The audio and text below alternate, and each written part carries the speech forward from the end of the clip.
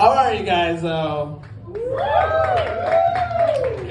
That was a little weird. Could we just all take a quick deep breath together? That's cool. That was illegal like a year ago. I don't know if you can tell from like my bad posture and patchy facial hair, but I used to be in a band. I played drums in the band, and like me and my friends who were in a band together, we just liked a bunch of weird shit. And we were just like, fuck it, let's start a band. And all the other guys in our neighborhood that started bands were all like metal bands. And we were like, we would hang out and practice. My friend was like, oh, I was listening to this Modest Mouse song. I think we should do the guitar like this. And my other friend was like, I was listening to Pixies, we should do the bass like this. And I was playing drums, and I was like, I was listening to Ass and Titties by 3 6 Mafia. And I really liked the hi-hat.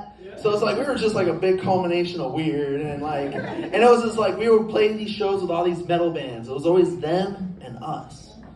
You know, those metal bands had cool ass band names like Salute the Chief, Deceived in Numbers, and us, we were Caesar and the Beards. Because we all had beards except for Caesar. They had, those other bands had cool ass fucking song names like fucking Baby's Blood and Wolf's Fang. We had Ryan Gosling. That was around the time Drive came out. We were like, wouldn't it be cool if y'all got those jackets? But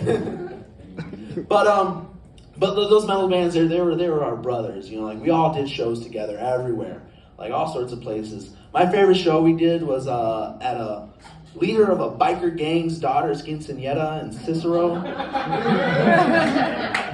This sounds crazy. Like this happened. Like I tried to go to the bathroom at one point, and like I walked into a room where they were cooking meth, and my bad, guys. And everywhere we went, nobody knew what to make of us. They weren't sure. Like, they were just like, these guys are just like odd. Like one of the biker dudes came up to us after the show and tried to give us a compliment. He was like, "Hey man, you guys were cool, pretty chill, like Coldplay." It was just a very kind way to tell us that we sucked.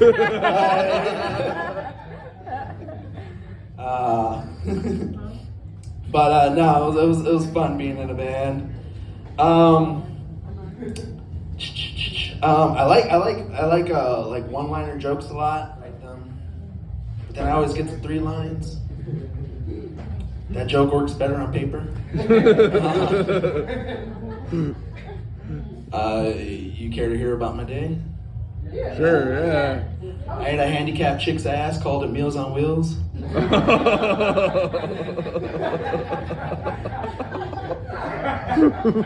I had a real self-deprecating mom. I knew this because she would always call me things like a son of a bitch. I'm one of 7 kids. I'm the 5th one born of 7 kids. So by the time I was like in my preteens, my mom wasn't taking no shit. I had a little attitude one day, and she just kicked my ass right out the house. Negative 20 degree, God hates you weather in Chicago. She just kicked my ass out. She's like, you know what, just get the fuck out. I'm like, all right. I get to the door. I gotta get ready. Okay. And she's standing there watching me get ready. She wanted me to talk shit, but I grew up watching my father fuck up and talk shit when he's leaving, and the argument just continues. This is some fucked up like Sith Lord shit she was trying to do. And I'm like, okay.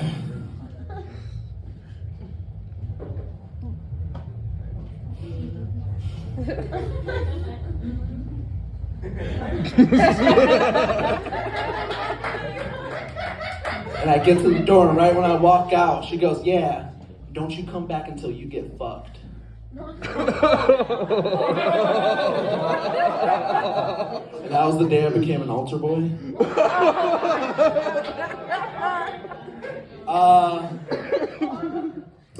I was a really gullible kid. And for career day, I asked my father, like, oh, so what do you do for work? And he's like, I'm a street pharmacist. So I go to school the next day, and I tell my whole class that. That's the story of how I got put in the system.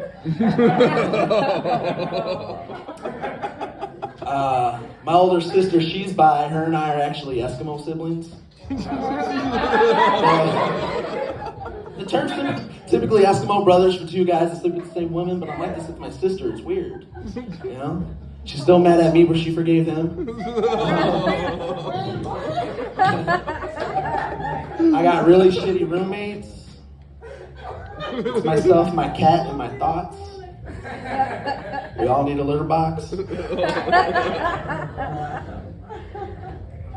I'm gonna leave you guys on this one. My girlfriend, she's a teacher, and teachers go through a lot of shit, you know.